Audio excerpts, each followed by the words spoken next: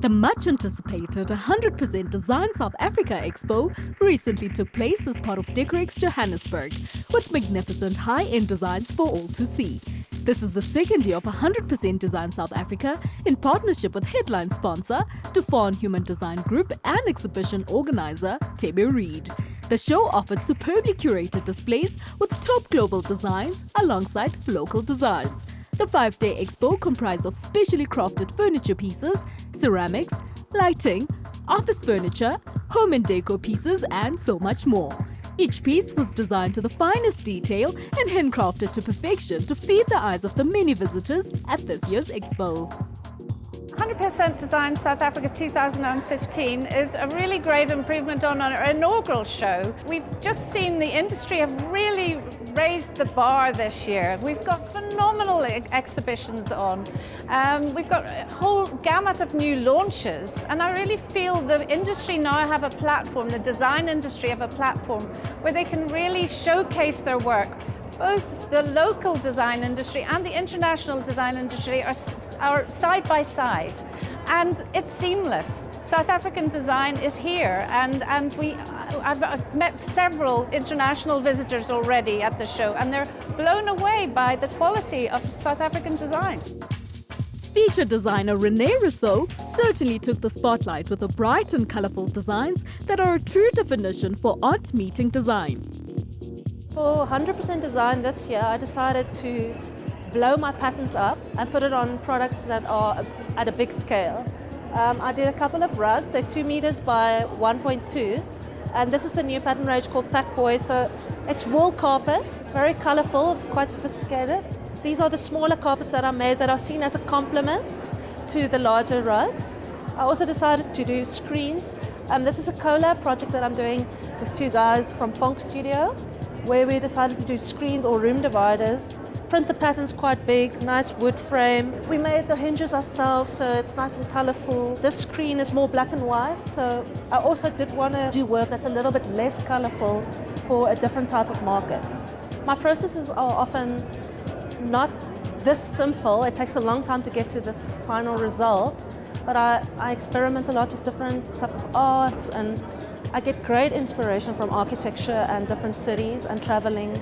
My design aesthetic will always be kind of bold and colorful, and that's something that I've just been kind of interested in from the age of 5.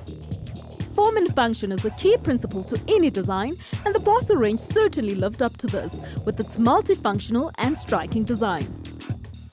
Bossa is an international brand that falls under the Tufan umbrella, and it's basically a system of solutions of modular space items built around a simple knuckle joined together with a tubular frame, so it's one idea with 1,000 possibilities.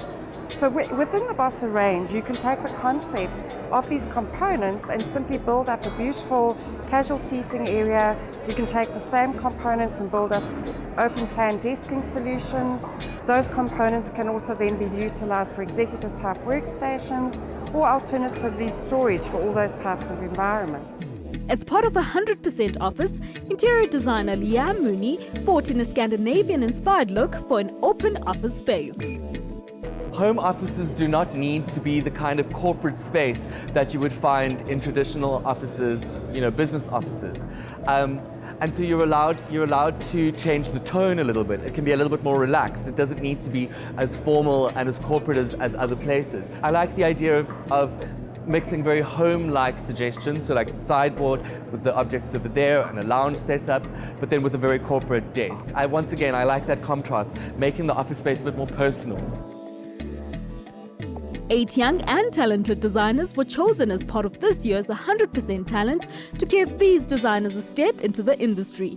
They brought striking and creative designs from African-inspired side tables and chairs, upcycled products, creative shelving, multifunctional side tables, and wildlife-inspired products. They certainly raised the bar this year. Another highlight of this year's show was 100% Upliftment in association with Art in the Forest that featured the long table showcasing work done by the best of South Africa's talented ceramicists. Proceeds from this will help fund the Light from Africa's Foundation's Healing Through Clay workshops for underprivileged children. I fell in love with clay at a younger age.